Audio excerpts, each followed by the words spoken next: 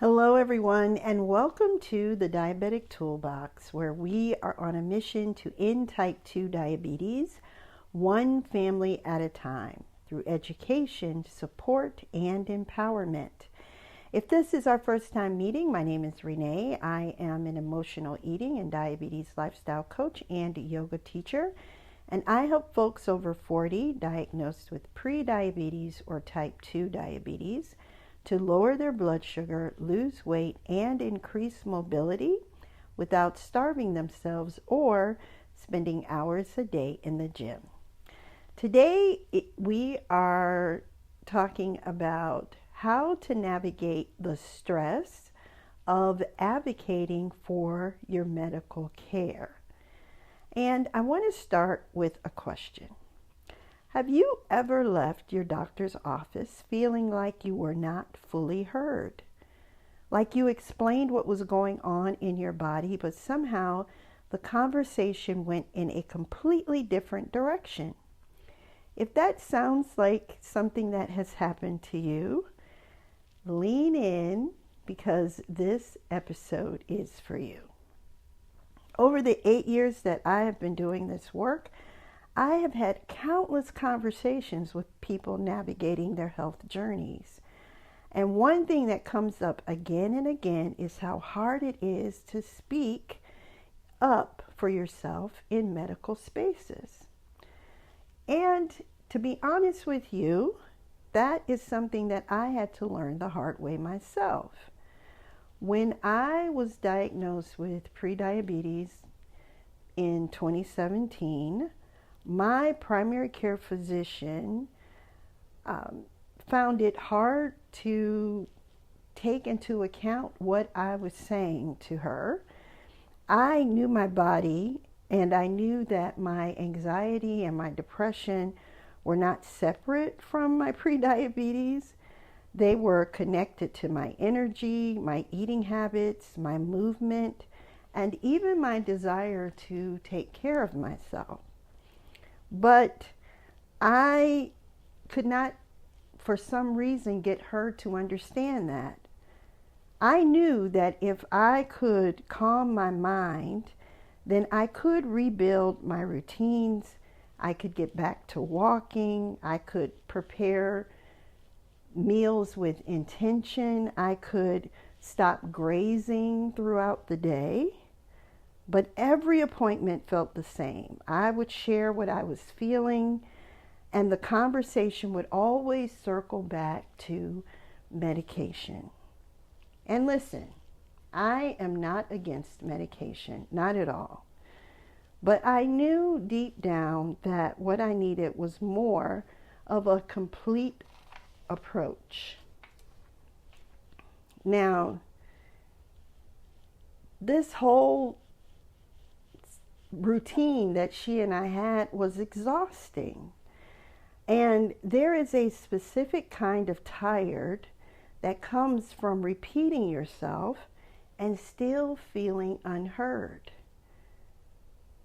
It can make you question your own sanity, your own awareness, and you start to think, maybe I am overthinking this.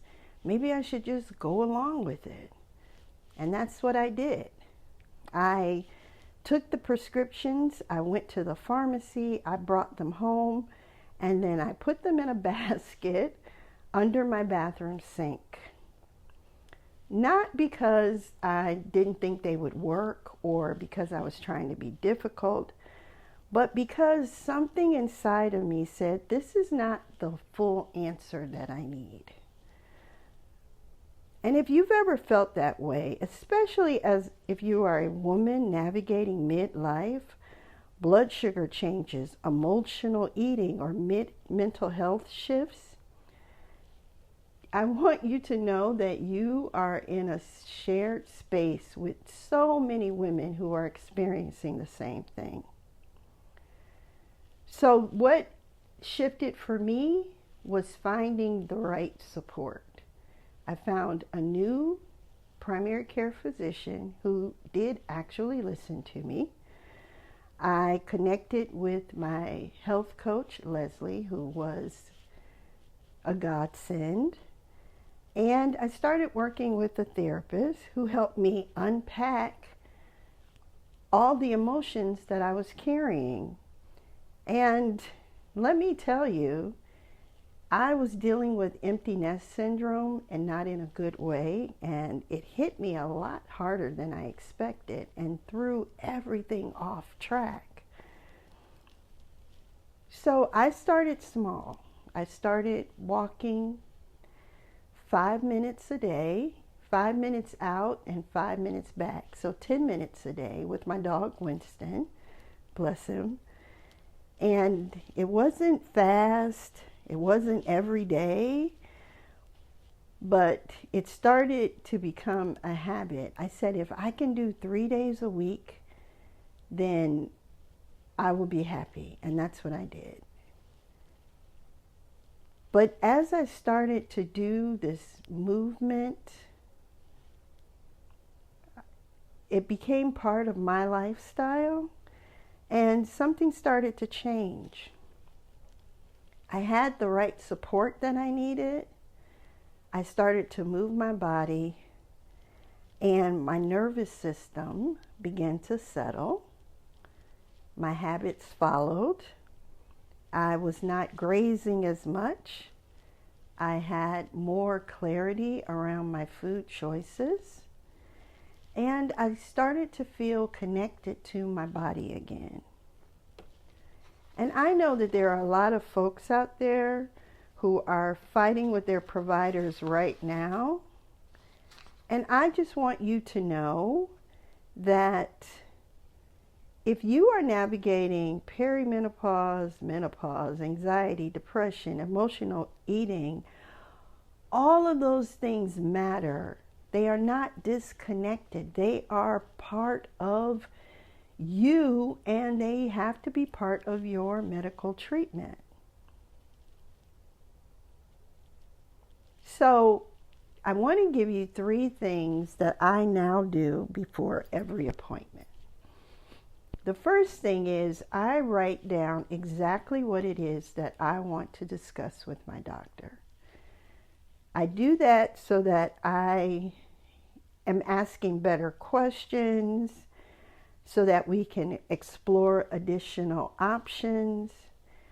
And sometimes I even get a second opinion. You know, when we see our primary care physicians, or any physician really, their time is limited. They have a lot of patients to see. And so the more organized you are with your thoughts, your questions, the better your appointment will be. And the other thing I do is I keep a journal so that if anything comes up in between appointments, I know exactly when it happened and what I was feeling when it happened. And I would encourage you to start doing that also. Start keeping a journal, especially if you're tracking your blood sugar. Keep a journal of your numbers. You know, if they spike, what was happening when they started to spike? What did you eat? Did you move that day? Were you laying on the sofa all day? All those things matter when it comes to your medical care. And the third thing is going to the doctor can be a very anxious experience, especially if you've been diagnosed with any type of chronic illness.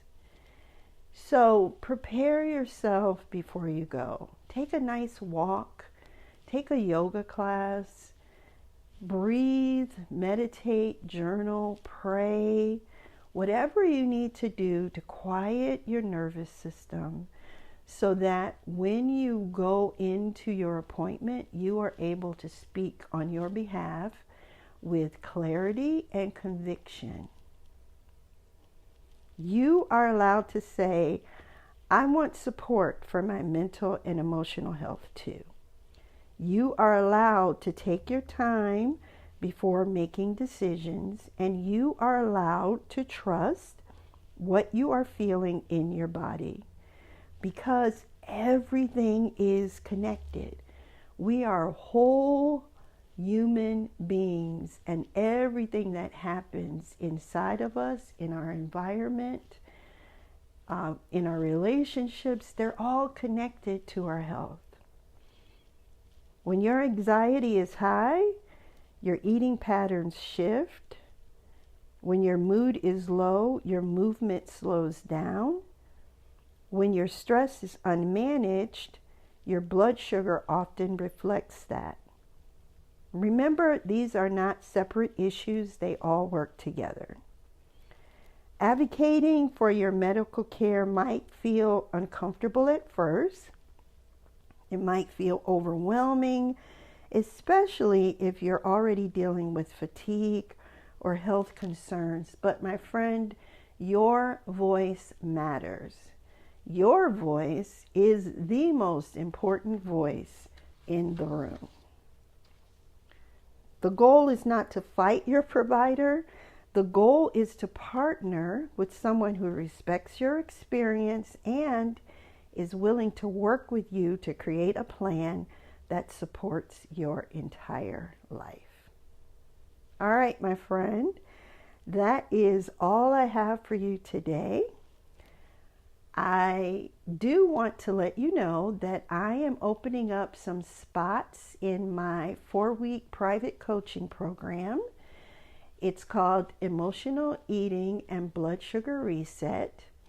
Inside of the program, I help participants to understand their eating habits, how those eating habits are affecting their blood sugar and their weight loss. I am also able, because we're working 101, to create a plan that is specific just for you. And if you join before April 30th, you will receive 65% off the regular price of this program. So you can check out the details in the show notes and grab your spot. I am only accepting 20 folks this round, and 2 spots are already gone. So, and I just announced it yesterday. So grab your spot. I would love to work with you one-on-one. If you've ever thought about private coaching, but you thought you couldn't afford it, now you can. So I hope to see you soon, but I will talk to you tomorrow.